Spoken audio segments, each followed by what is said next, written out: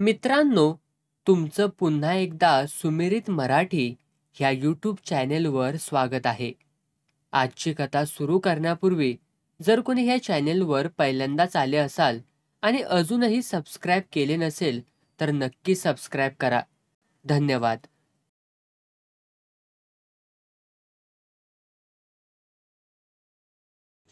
दुपारचं जेवण झाल्यावर जयराम माच्यावरती येऊन बसला आणि तंबाखूच्या डबीसाठी खोरणात हात घातला.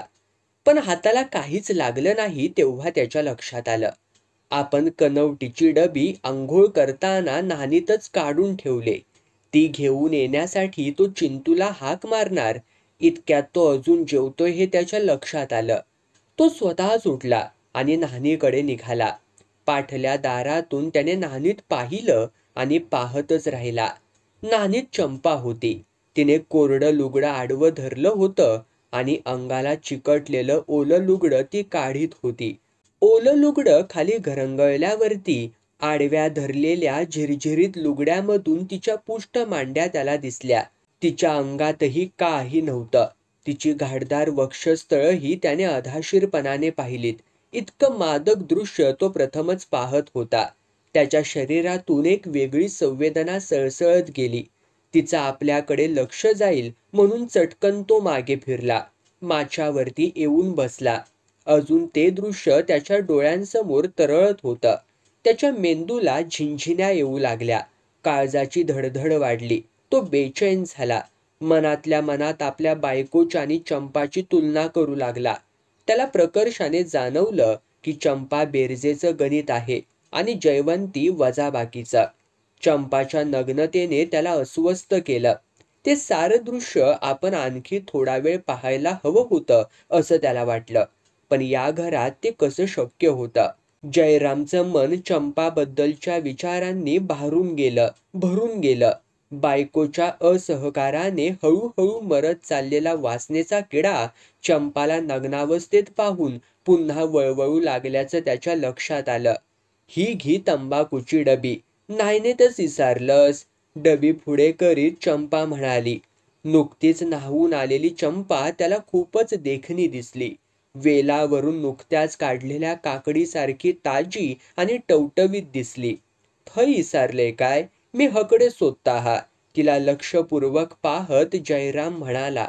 चंपा आत निघून गेली. तो तिला पाहत राहिला. तिचे विशाल नितंब प्रथमच त्याच्या नजरेत भरले. उमराचं पिकलं फळ गळून पाण्यात पडतं ते उमराला कळत देखील नाही. पण पाण्यात मात्र तरंगांचं वलय मोठमोठं होत जातं. चंपा निर्विकार होती, पण जयरामच्या मनात विकार विस्तारत होते. खरं म्हणजे फणसांना आळी बांधायचं काम 2-3 दिवसांमध्येच आटपायला हवं होतं. पण आज 4थ्या दिवशीही ते संपण्याचं काही चिन्हच दिसत नव्हती. मेरा घालतानाची एकाग्रता आणि चिकाटी जयराममध्ये उरलीच नव्हती. तो तासभर काम करायचा आणि विश्रांतीसाठी बाजूला जाऊन बसायचा. 15-20 मिनिटं विश्रांती घेतली की पुन्हा कामाला लागायचा. चंपा मात्र लुगड्याचं खोचन वर खोवून काम करीत असायची. विश्रांतीच्या निमित्ताने जयराम बसायचा तेव्हाही ती काम करीतच असायची. लुगडं गुडघ्याच्या वर खोचल्यामुळे दिसणाऱ्या मांड्या, माती कालवायला खाली वाकल्यावरती चोळीतून अर्धवट दिसणारे स्तन, ओनवल्यावरती चटकन नजरेत भरणारे नितंब जयराम पाहत बसायचा. आळ्यावरती माती थापताना किंचित थरारणारे तिचे नितंब पाहिले की त्याचं काळीजही हलायचं. ती अळ्याच्या मातीवर हलक्या हाताने थोपडते तसंच आपण तिच्या नितंबांना थोपटावं असं वाटायचं. कामाला लागला की फक्त पेच खाण्यासाठी बसणारा व तेवढीच विश्रांती घेणारा भाऊ गेले 4-5 दिवस वरचेवर कसा थकतोय याचं कोडं चंपाला पडलं होतं. पण तिचा तर्कच चालत नव्हता. जयराम पुन्हा बसल्यावर तिच्याने राहावेना. तिने विचारलं, भाऊ काय बरा नाही की काय रे तुका? 4 दिवस बघतय मी. वायच काम केलंस काय बसतयस तू? या प्रश्नाने जयराम क्षणभर गोंधळला. पण मग म्हणाला, गो रातीची नीज लागत नाही धाड. निस्ती कसली कसली सपना पडत राहतात. नीज नाही त्या कारणान कपाळ उसाळता हा. मी सांगतय ता करून बघ. नीज लागात. काय ता? काशाची वाटी हा घरात असा. रात्री निसताना मुठियाल लावण काशाचे वाटयेन पायाच्या तळाक चोळूक वया. त्यांना नीज लागता. हा पारंपरिक उपचार होता आणि जयरामला तो ठाऊक होता, तरीही त्याने विचारलं, करून बघ मगे माका सांग. असा हुंतस तर करून बघूक वयो ह्यो उपाय आज रात्रीपासून. रात्री झोपण्याची वेळ झाली. जयराम माच्यावरती लवंडला. चिंतू अजून बुवांकडे गेला नव्हता. तो गेल्याशिवाय कंदील मालवून त्याला झोपायला मिळणार नव्हतं. त्याल भया ओ, जयवंतीने ववरीच्या दारावरूनच विचारलं. नको. जयवंती मागे फिरली. गो काय? मागे वळून तिने विचारलं. मुठ्यालने काशाची वाटी घेवन येनी चोळ वायच पायांक. कित्या? गो नीच लागत नाय हा धड. चोळूक माका घोपान नाय. वाटीनी मुठ्याल हाणून देतय. चिंत्याक सांगा चोळूक. खय असा तो? वळेत बसान मातेचे बैल करता हा. लहान घोडा आता बैलांनी खेळाक न्हाय. शाळेत कसला प्रदर्शन हा, तेतूर ठेवक वये म्हणता हा. ती आत गेली. जयराम स्वतःशीच हसला. बायकोचं हे उत्तर त्याला अपेक्षित होतं. बाबांनो, मुठ्यालने वाटी आयेन दिल्यान. चिंतूने मुठ्याल आणि वाटी आणून माच्यावरती ठेवली. बैल झाले करून? होय, चुलीच्या पाटणार सुकत पण ठेवलंय म्या. बरा केलंस. असो बस. कित्या? मुठ्याल पायाक लावणी वाटेन चोळ घसघसून. चिंत्याने तोंड वाकडं केलं. मी बुवा थय जातय. आधी चोळ. बबनो अजून जेवलो पण नसात. इतक्यात बुवांच्या बबण्याची हाक ऐकू आली. चिंतूचा चेहरा खुलला. तो बघा, बबनो आरडता हा. माका कंदील दाखवा. जयराम उठला. खळ्यापर्यंत जाऊन चिंतूला कंदील दाखवू लागला. जावा आता. बुवांच्या खळ्यात पोहोचल्यावरती चिंतूने सांगितलं. जयराम आत आला. कंदील बारीक करून खुंटीला लावलं आणि माच्यावरती बसला. चिंतू ऐकला नाही ते बरं झालं असं त्याला वाटलं. ऐकला असता तरी हळूहळू काय चोळतस, जोर नाही तुझ्यात, असं सांगून तो त्याला उठवणारच होता. हितपर्यंत ठीक झालं होतं. आता पुढे कसं काय करायचं याचा विचार करीत तो बसला. तोच जयवंतीने आपल्या ववरीचं दार ओढून घेतल्याचा आवाज आला. काही क्षण असेच गेले. जयराम उठला. चंपाच्या ववरी समोर जाऊन उभा राहिला. ववरीचं दार अर्धवट ओढलेलं होतं. त्यातून बाहेर पडणाऱ्या उजेडाची सोनेरी काठी त्याच्या अंगावरती पडली. तो बाजूला झाला. दाराच्या फटीतून आत पाहिलं. दिव्याच्या उजेडात चंपा अंगातली फाटलेली चोळी शिवत बसली होती. तिने अंगभर पदर घेतला होता, तरी त्या पातळ पदरातून तिचे स्तन उठावदार दिसत होते. शिवताना होणाऱ्या हलक्याशा हालचालीने देखील हलत होते. तो ते दृश्य पाहत राहिला. शिवून झाल्यावर तिने दाताने धागा तोडला. सुई रिळीला लावून ठेवली. शिवलेला भाग दिव्यासमोर धरून व्यवस्थित शिवल्याची खात्री करून घेतली. अंगावरचा पदर खाली टाकला. स्तन अनावृत्त झाले. क्षणभर त्यावरचे 2 काळेशार डोळे आपल्याकडेच पाहत आहेत असा भास झाला. काळजाचा ठोकाच चुकला. मांड्यांमधून वासनेची लहर सळसळत गेली. डोळे विस्फारून तो ते दृश्य पाहत होता. पण त्याला ते भाग्य फार वेळ लाभलं नाही. तिने चोळी अंगात चढवली, बटणं लावली आणि आळीपाळीने दोन्ही हात वर करून काखेत शिवण व्यवस्थित बसल्याची खात्री करून घेतली. ती उठली. खोरणात रीळ ठेवू लागली. जयरामने दरवाजा लोटला. चंपाने चमकून मागे वळून पाहिला आणि जयरामला पाहून हसली. अजून जागे असस? दबल्या आवाजात जयरामने विचारलं. चोळी शिवत बसलय म्हणान उशीर झालो हा. काशाची वाटीने मुठ्याला आणून ठेवलंय. त्यांना सांगल्यान आपणाक झेपाचो नाय. चिंतो बुवा थय पळालो. तू चोळशीत वायच? हा, ए तर. जयराम आपल्या ववरीत परतला. मागोमाग चंपा आली. चिंत्याक म्हटला, वायच चोळ रे, पण छा ऐक ना. गेलो निजाग. तो नका एवढो पोरगू कसलो चोळतलो. जयराम माझ्यावरती आडवा झाला. उताना. चंपा बाजूला बसली. मुठ्याल पायाला लावून वाटीने चोळू लागली. पण चोळायला जोरच मिळेना. ती परतून बसली. जयरामचा पाय आपल्या मांडीवरती घेतला आणि चोळू लागली. चंपाच्या मांडीचा आणि हाताचा स्पर्श त्याला चेतवीत होता, तापवीत होता. तो मनावरती संयम ठेवायचा प्रयत्न करीत होता, पण त्याला यश येत नव्हतं. त्याची कानशिल तापू लागली. आता काहीतरी घडणार असं त्याला वाटलं. त्याने डोळे मिटून घेतले. चंपाऐवजी जयवंतीची मूर्ती डोळ्यांसमोर आणली. लाजरीची पानं मिटावी तशा त्याच्या वासना मिटून गेल्या. त्याने डोळे उघडले. तोच तिने त्याचा दुसरा पायही मांडीवरती घेतला. पहिला आता अगदी छातीजवळ आला. खाली वाकून ती दुसरा पाय चोळू लागली. आतल्या बाजूला आलेल्या पायाचा स्पर्श ती वाकली की तिच्या स्तनांना होऊ लागला. पुन्हा जयराम पेटू लागला. अधिक जोरात चोळायच्या निमित्ताने ती अधिक वाकू लागली. पायाच्या बोटांनी तो तिच्या स्तनांना मुद्दाम स्पर्श करू लागला. दोघंही हा खेळ जाणून बुजून खेळत होती, पण सहज झाल्यासारखं भासवीत होती. आता जास्त वेळ हा खेळ चालू राहिला तर आपला संयम सुटेल असं जयरामला वाटू लागलं. मनात नव्हतं तरी तो चंपाला म्हणाला, पुरा आता, नीट जा तू. चंपाने त्याचे मांडीवरचे पाय खाली ठेवले. तू का त्रास दिलंय मी? त्रास कसलो ते तूर? असं म्हणून चंपा उठली आणि त्याचे तळपाय पाहून हसली. म्हणाली, पाय बघ किती काळे झाले हा. जयराम उठून बसला आणि आपले तळवे पाहिले. होय गो होय, कसे ते? घासून घासून मुठ्याल जळताना रे, त्यांना ते. जितकी अंगात गरमी अधिक तितके लय काळे व्हतले. असा हा? हा. 8-15 दिस रोज चोळूक व्हया. अंगातली गरमी शाप बाहेर पडात नि थंड नीज लागात. होय, पण तुका त्रास कित्या वगीच? चोळीन मी, त्रास कसलो त्यात? उद्या पण चोळशीत? हा, वाटी खय ठेव? ठेव माच्या बुडी. माच्या खाली वाटी ठेवून चंपा निघून गेली. तासभर काशाच्या वाटीने घासून सुद्धा त्या रात्री जयरामला झोप लागली नाही.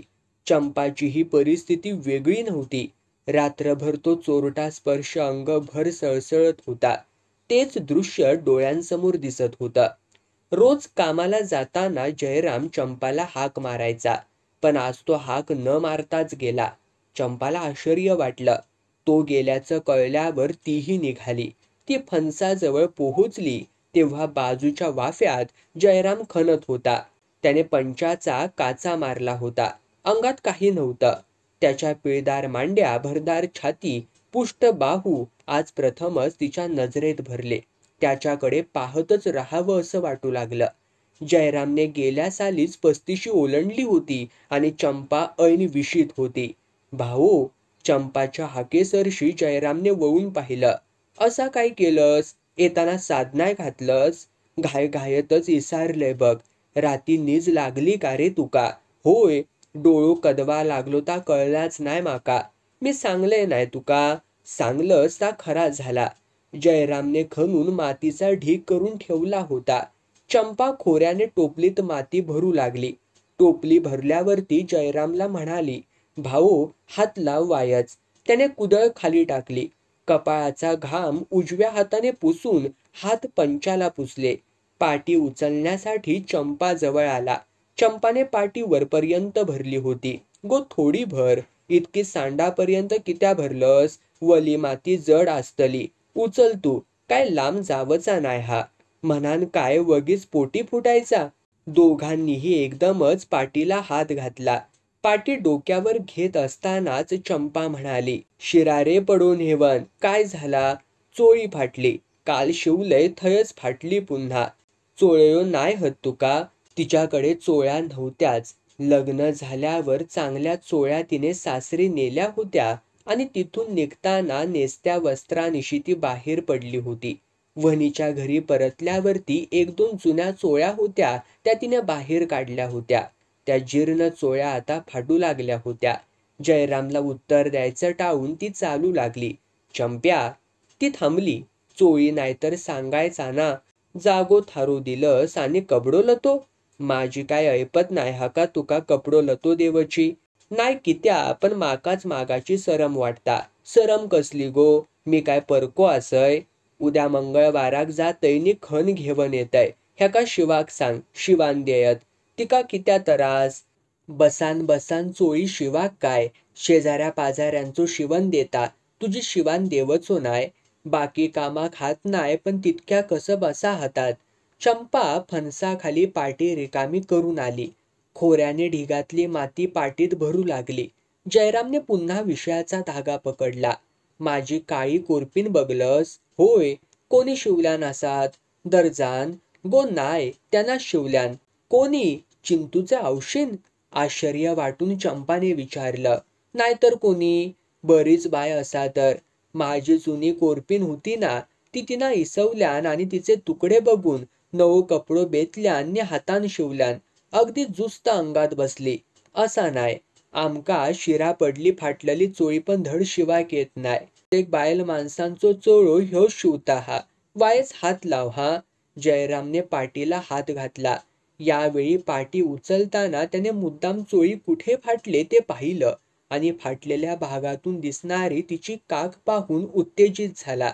गेले 8-15 दिवस पाय चोळताना होणाऱ्या चोरट्या स्पर्शाचं सुख दोघंही लुटत होतीत. प्रत्येक वेळी आज काहीतरी घडेल, पुढचं पाऊल पडेल असं त्यांना वाटत होतं. पण पुढाकार घ्यायची भीती वाटत होती. पण आता धीर धरवत नव्हता. संयमाची परिसीमा झाली होती.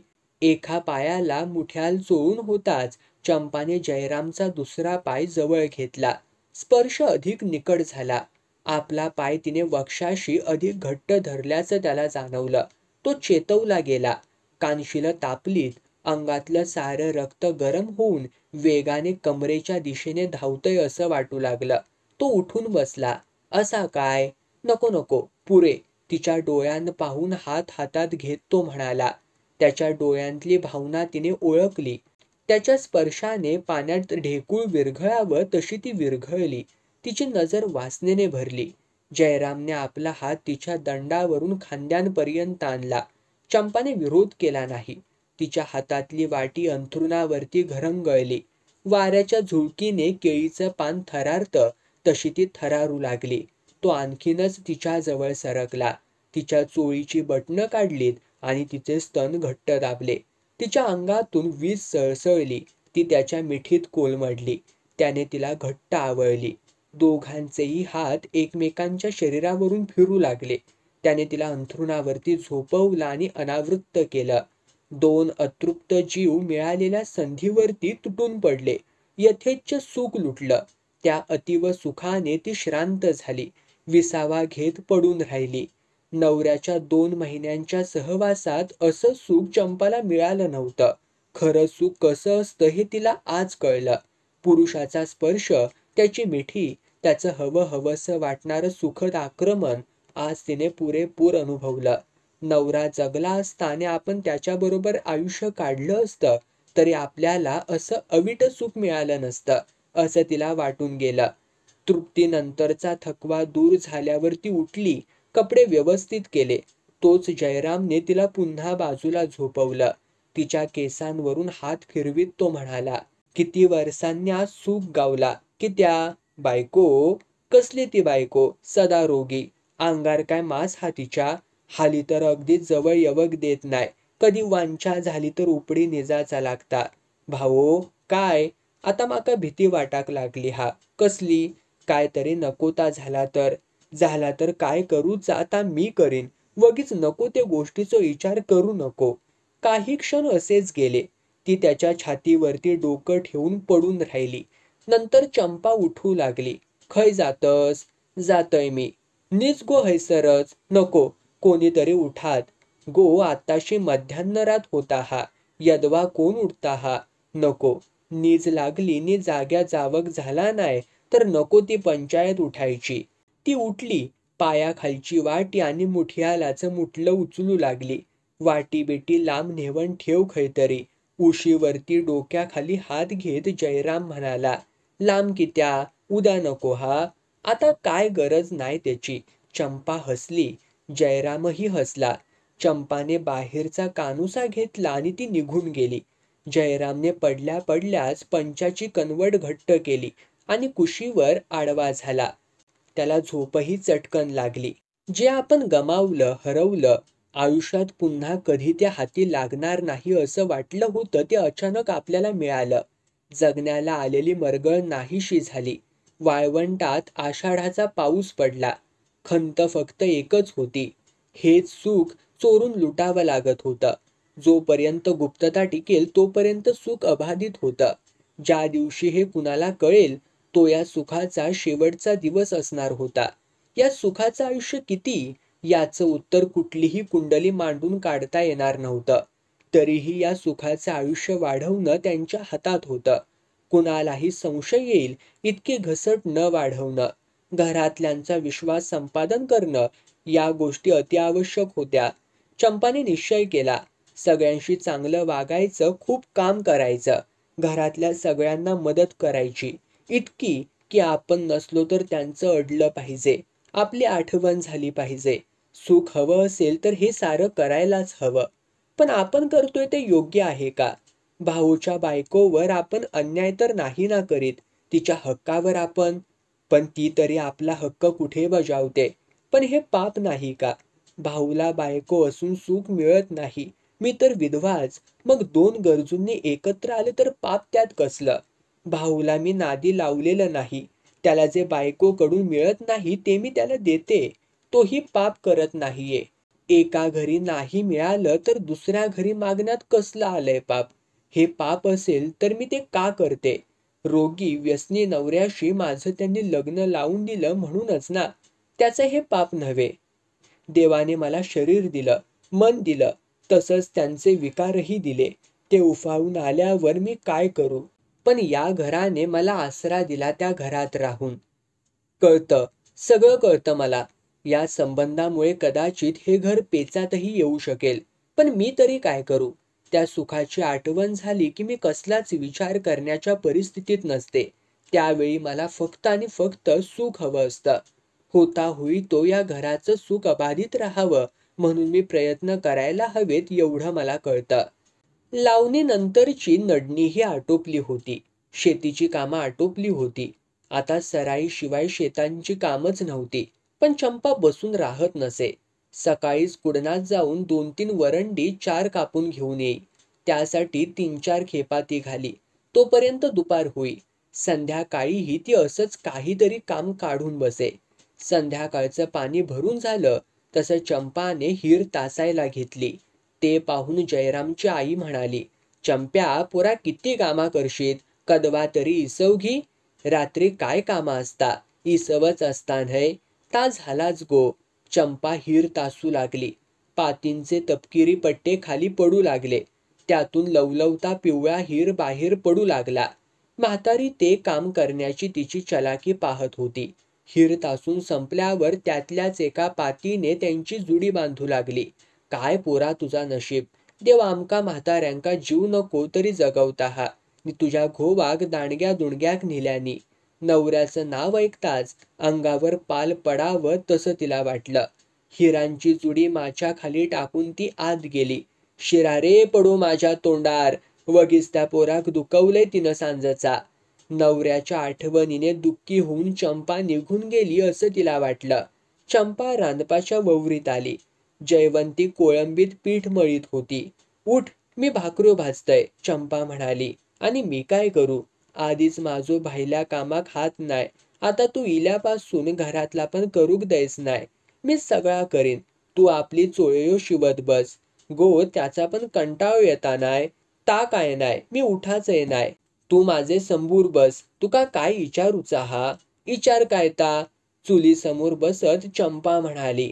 ह्यांच्यावरती कसली जादू केलंस तू? चंपा चमकली. कसली जादू? धडधडत्या काळजाने तिने विचारलं.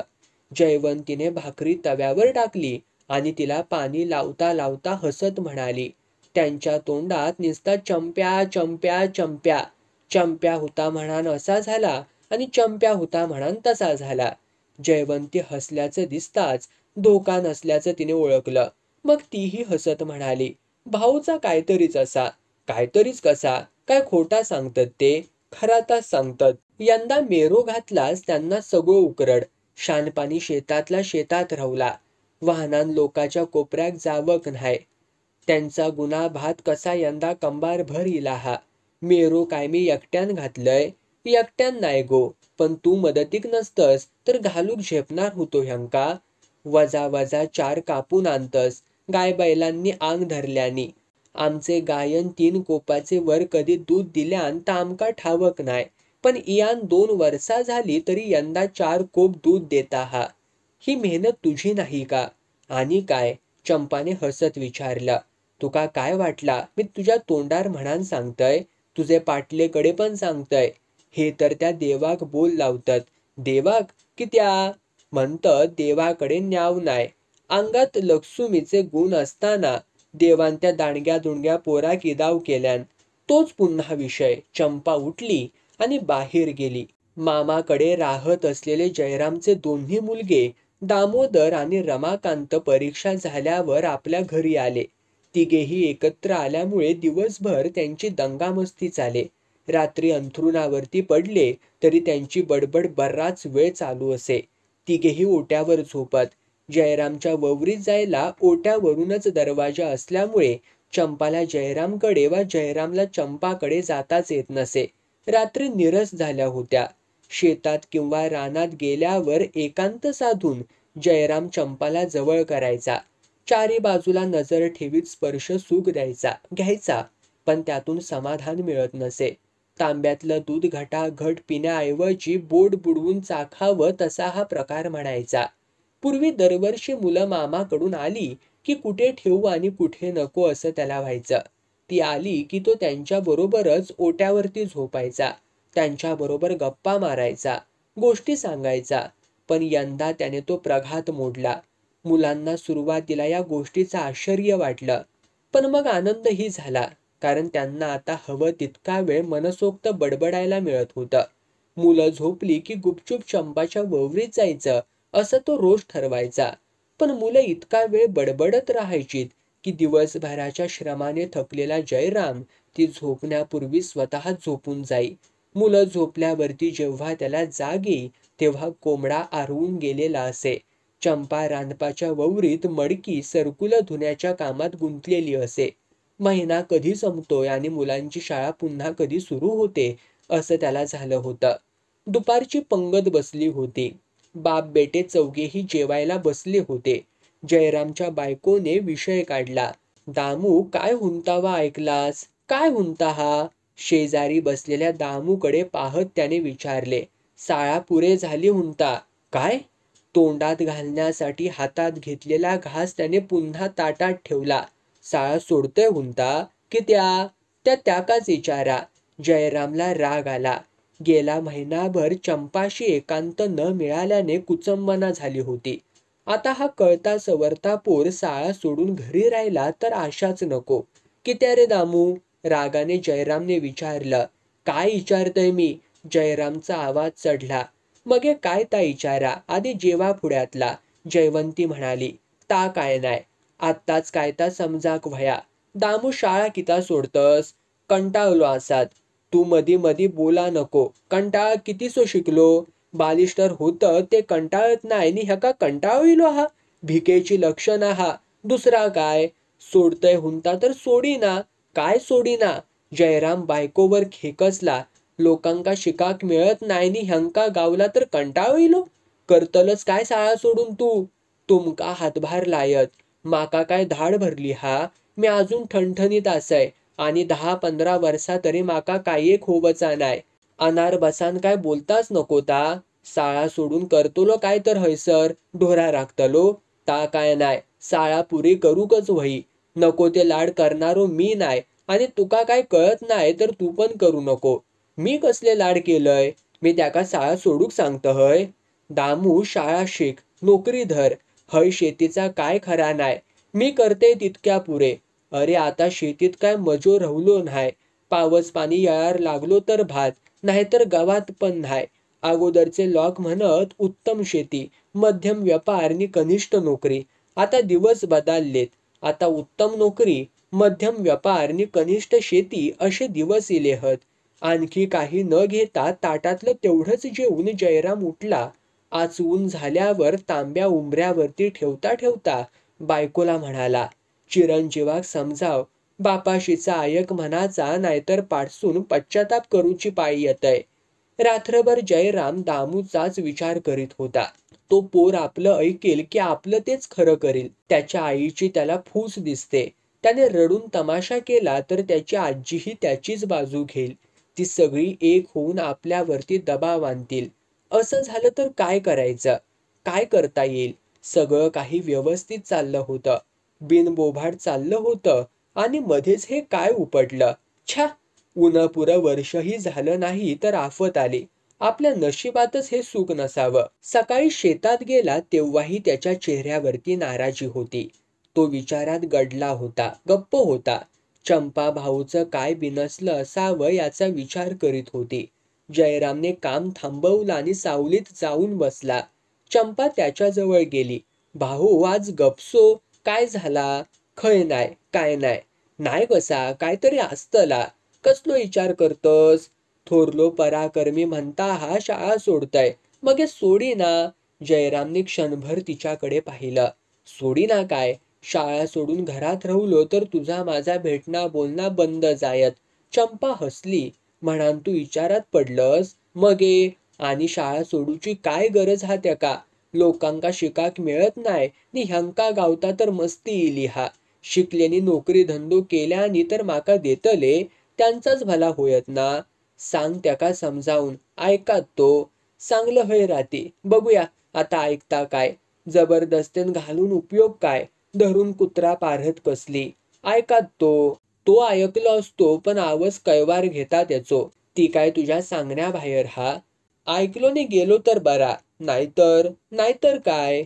ए रे माझ्या मागल्या. मरा आवंडे घोटीत नि झुरत. ते इल्यार महिनो होवन गेलो. तुझी माझी भ्याट हा. म्हणान काय तू गप आसस. गावलंय काय झोंबतसच ना अंगाक. ताक असला गो. त्यांका काय खाज भागता हा. चंपा हसली, उठू लागली. जातय खय, हकडय. कित्या? वायच. भलत्या यायाक भलता नको. इतक्या उतावळे पान बरा न्हाय. नाहीतर गावता हा तापण नाही होयत. गो वायच. ती हल्ली नाही. कमरेवरती हात घेऊन तिथेच उभी राहिली आणि विचारलं, मी यवच्या अगोदर काय करीस रे? तवा आशा सोडलंय मी. मनच मरान गेला. मी इल्याबरोबर जिता झाला. होय. मनाक वायच आकरेक सै सोडू नको. ती खट्याळपणे हसली आणि कामाला लागली. दुपारची जेवण झाल्यावर खोरणातली तंबाखूची डबी काढून माच्यावरती बसत जयरामने दामूला बोलावलं. भावंडात खेळत बसलेला दामू जवळ आला. झिला काय ठरवलं? दामूने उत्तर दिलं नाही.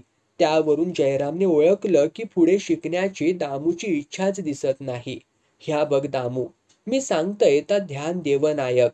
आता अगोदरचे दिवस रवले नाय. शेती करून पोट भरूचो नाय. आमच्या यळाक शिकाची सोय नाय होती म्हणान आम्ही चौथे बत्सूर शाळा सोडून नांगर धरलं.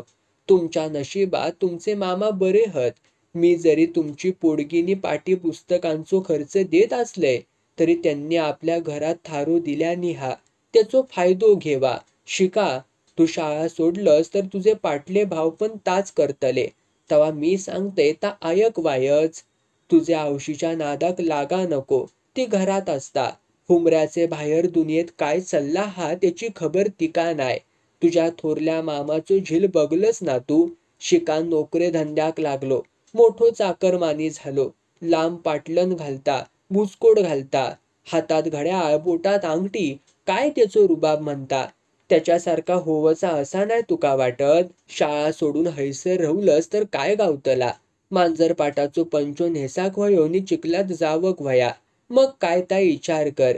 माझी तुका शिकवूची तयारी असा. शिकायचा नसला तर उद्या माका बोल लावू नको.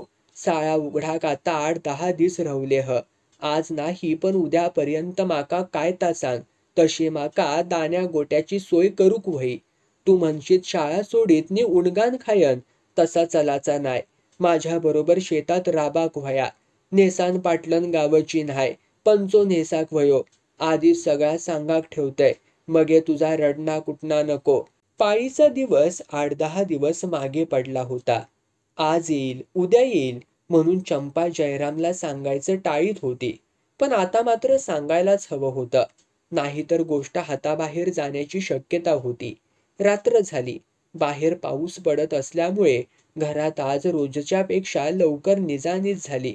पावसाचा मुरुमुरू आवाज, बेडक्यांची टिरटिर, बेडकांचं ब्यॉक ब्यॉक चाललं होतं. अधूनमधून पानघनसाने पकडलेल्या बेडकीचं केविलवानं ओरडणं ऐकू येत होतं. सुटकेसाठी चाललेल्या बेडकीच्या त्या आक्रोशाने वातावरण भयसूचक झाल्यासारखं चंपाला वाटलं. ती जयरामच्या ओबरीत आली. धो धो पाऊस आणि हवेतला गारठा यामुळे चंपाला पाहताच जयराम उद्दीपित झाला. आल्या आल्याच त्याने तिला अंगावरती ओढलं. पण चंपाच रोजच्या सारखी फुलली नाही, पेटली नाही. सगळा कारभार एकतर्फी झाला. जयरामच्या लक्षात ही गोष्ट आली. चंप्या, आज बरा नाही की काय तुका? बरा हा. मग असा काय? कसा? आज तुझ्याकडून अजिबातच हालचाल नाही. काय झाला तरी काय तुका? बोलतच नाही की त्या? भाऊ, घोटाळो झालेलो दिसता हा. कसलो घोटाळो? माझो महिनो पाठी पडलो. खराच की काय? जयराम विचारात पडला. होय, 8-10 दिस पुढे गेले. पण असा कसा झाला? घेवची ती खबरदारी घेत होताव ना? होय तर. मग असा कसा झाला? काय समजत नाही. तरी कोणाकडसून ऐकलेलंय ता सगळा केलंय. काय केलंय? परवाचो दिस मुद्दाम कुर्ल्यो सोडून आणलंस तो त्यासाठीच? होय, कुर्ल्यांचा पाणी पियान खालय. कुळदाचा पाणी खालय, कणकीच्या कोंबाची भाजी खालय. तरी काही नाही. आता तू तरी वैजाकडसून औषध घेऊन ये. त्याशिवाय पल्लो नाय. वैजाकडे कसो जातोलय? की त्या तो माका वळागता. गावातलो वैज गावभर करीत. मगे कणकवलेच्या एका वैजाचं नाव ऐकलं हे त्याच्याकडे जातय. बघ बाबा कायता लवकर. उद्याच जातय. उद्या? होय. आकान चिंतूचे औषध विचारल्यान तर काय सांगशीत? सांगान कांबळा जुना झाला हा. पाणी घेता ता हानूक जातय. नाहीतरी जावचाच होता मंगळवारी. पण तसा काय असला तर पडात ना रे भाऊ औषधान. पडात गो पडात. काय लय दिस नाही झाले हत. माका भय वाटाक लागलो. कसलो? नाही पडला तर माका तोंडार थुकतीत लोका. वगीच भिया नको तू. जालिम औषध घेऊन येतय मी. केविलवाण्या नजरेने ती जयरामकडे पाहत राहिली. जयरामने तिच्या मनातली काळजी ओळखली. गो सगळा व्यवस्थित होयत. जा आणि निज बिनघोर. चंपा आपल्या ववरीकडे निघाली. पानघनसाच्या तोंडातल्या बेडकीसारखी आपली परिस्थिती झाली आहे असं तिला क्षणभर वाटलं. जयरामला जाग आली तेव्हाही पाऊस कोसळतच होता. रात्रभर थांबलाच नसावा. तो उठला. मशेरी लावीत पाऊस थांबण्याची वाट पाहत दारात उभा राहिला. पण पाऊस थांबण्याची चिन्हच दिसत नव्हती. आकाश कुठे कुठे विरळ होतंय असं दिसत असतानाच पुन्हा काळ्या ढगांनी खच्चून भरलं होतं. मशेरी लावून झाल्यावर पावळीच्या पाण्याने त्याने हात धुतले आणि छत्री घेऊन व्हाळावरती निघाला. व्हाळ दुथडी भरून वाहत होता. त्याने रौद्र भीषण स्वरूप धारण केलं होतं. व्हाळातले पुरुष भर उंचीचे खडक देखील पाण्याखाली गेलेले होते. छत्री वर करून त्याने पुन्हा एकदा आकाशाकडे पाहिलं. पाऊस लवकर थांबण्याची चिन्हच दिसत नव्हती. पश्चिमेकडून काळ्या ढगांची नवी कुमक येतच होती. कणकवलीला जायचं की नाही याच्या विचारात तो पडला. पण काम महत्वाचं होतं. आज सवड होती. उद्या कसलं तरी काम निघण्याची शक्यता होती. त्यात अमावस्या जवळ आली होती. बायकोच्या दम्याचा भरवसा नव्हता. दिवस वाढतील तशी भीती जास्त होती. प्रातर्विधी करून जयराम घरी आला तेव्हा त्याने कणकवलीला जायचा विचार नक्की केला होता. तोंड धुवून तो रांदपाच्या ववरीत आला. जयवंती भाकऱ्या भाजीत होती. म्हातारी चुलीसमोर धग घेत बसली होती. वायच बेगीन आटप हा. कणकवलेक जावण येतय. पाठ मांडून बसत तो म्हणाला. कणकवलेक? मधीच काय काम? जयवंतीने विचारले. कांबळा शापच इरिइरीत झाला हा. पाणी घेता. आज आड बाजारात तुका कांबळा गावतला रे? म्हातारीने विचारलं. ठेवतात 2-3 दुकानदार. बाहेर पावस लागला हा नाही रे. आता उघडात. रे रातभर वत्ता हा. नय व्हाळ भरले असत. आजच काय अडला हा कांबळ्या गुन्हा? गे व्हाळांका साक वासत. ह्या बघ जयरामा. लहानपोरासारख्या करू नको. नक्षीतार सराकीला हा पावस कमी पडाचो नाय. कांबळा पाणी घेता ता आज कळला तुमका? गेल्या मंगळवारी घरात होतास तवा नाही कित्या गेलस? बायकोने तोंड घातलं. नाही जायत मी. आड बाजाराची तुमका बरी कांबळी गावतली. मंगळवारी धनगर घेऊन येतात तवा गावतेत. आधीच कणकवलीला जाता येत नाही म्हणून तो स्वतःवरच चिडला होता. जयवंती बोलताच तो राग त्याने तिच्यावरती काढला. गो पण आईन सांगल्यांत ऐकलंयस? तू परत त्याच कित्या सांगतहस? नाही जायत म्हणान सांगले ना म्या. डोळे ढापून पाव स्वतः आणि तुम्ही कणकवलेक जावक बाहेर पडलाच म्हणान सांगलंय. बरा केलंस. माझी लय काळजी हा तुका. तुमची माका नाय तुमका माझा लय हा. असा खोट्या गीता असा म्हणानाचा जायत होतय. आता अमावस्या जवळ इली. हाव हाव करून सुरुवात करशीत. हाव हाव केलंय तर का तुम्ही बसान राहता शेजाराक. अगोदर काम तरी कराच घरातला. आता बापडा चंप्या करता हा. शेजाराक बसान नाय राहुलय तरी घराक राहवाक नको. पाटकन परान गेलो बिलो मगे. माझ्या मरणाचीच वाट बघताहस की काय तू. वाट बघून येता हा. तिला चिडवण्यासाठी जयरामने मुद्दाम म्हटलं. रे काय हा सकाळच्या रामपाऱ्याक. गप रहा गप रहा. म्हातारीने दटावलं. दोघही गप्प झालीत. जयवंतीने भाकऱ्या आणि उडदाचे डांगर जयरामच्या पुढ्यात सारलं. चिंतू खै गेलो हा. ताट पुढ्यात ओढीत त्याने विचारलं. चंप्या आणि तो उचवळ्यावरती डोम्या लावल्यानी हा. ताक आणू गेले हत. खोटा नाही जयरामा. मासे उतारल्या असतीत रातीच्या पावसात. गेल्या साला ऊच मेरो घातलास त्याचा मासे जयचे थै रवले असतले. उतारले तर डोम्यात पायली पाशेरांका मरान न्हाय. मोठ्या मोठ्या माशांच्या थपथपीत तिकला कर. गोनी बारीक चिपडांचा निस्त्याग कर. चटणी वायस अधिक घाल. हात आकरेकू नको. आधी मासे यवन देत घरात. बाजारात तुरीनी भटभटणीक मारी. जरा रागानेच जयवंती म्हणाली. गो पण इतक्या जोरात कित्या सांगाक व्हया. हळू सांगल्यार ऐकाक नाही येवचा माका. लय घोपान इला हाना माका म्हणान जोरात सांगलंय. तुझा भंगला घोपान निस्ता तोंड वाजवण्यापुरता. बाकी हातान काय होवचा नाय तुझ्या. माझ्या हातान काय होयत नाय ता ठावक हाना. मगे परत परत कित्या सांगाक व्हया. भांडा सकाळीच तुमका अवदीसा उमागली हाती. असं म्हणून जमिनीला हात टेकून म्हातारी उठली. तोच चिंतू आला. आजये मासे बघ किती गावले.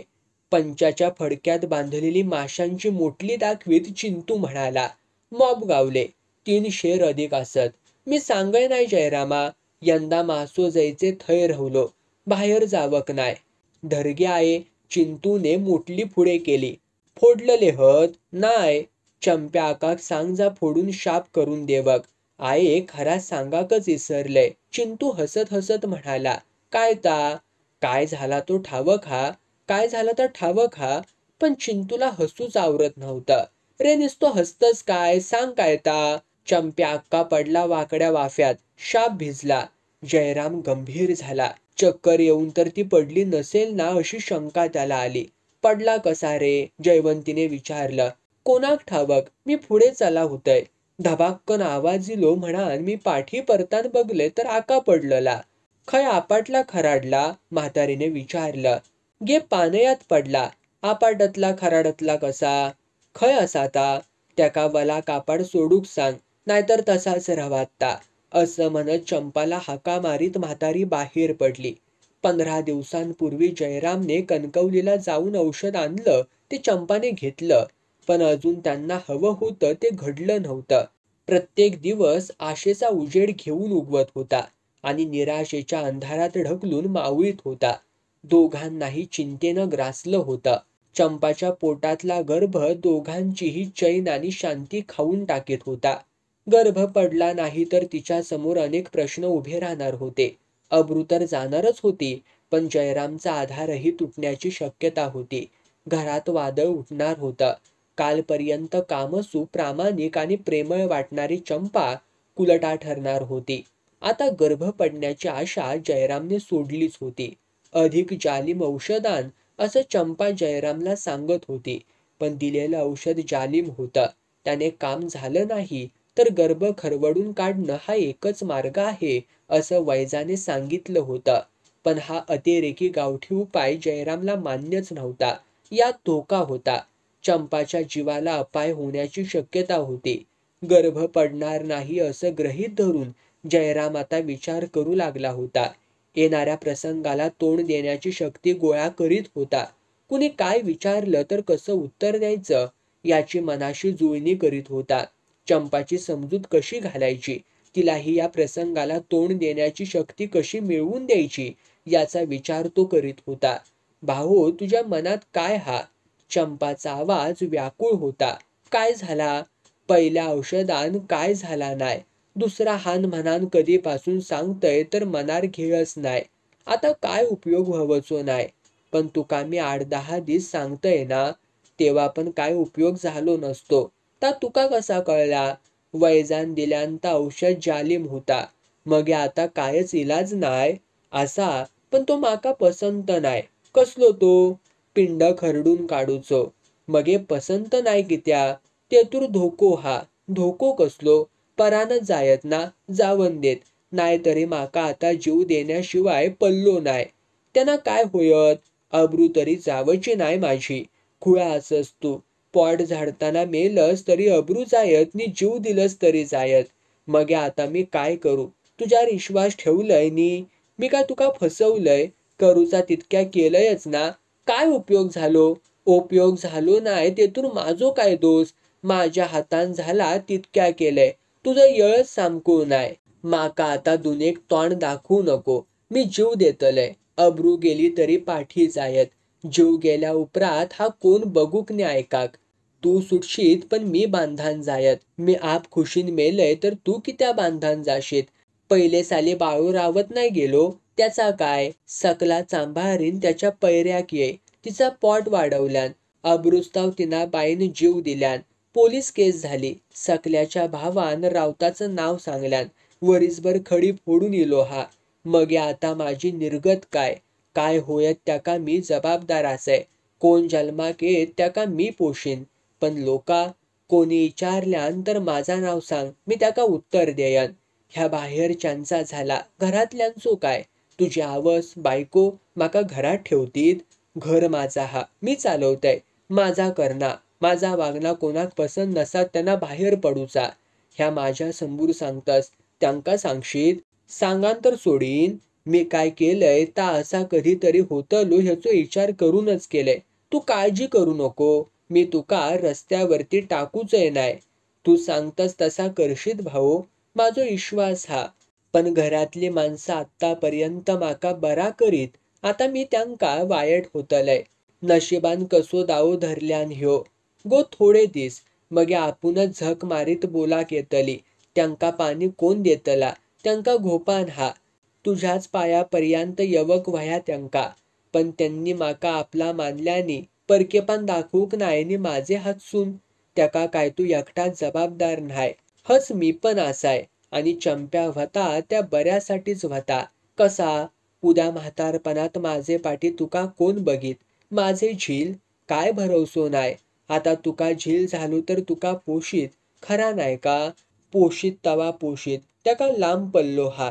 रिकाम्या डोळ्यांनी दूरवर पाहत चंपा म्हणाली.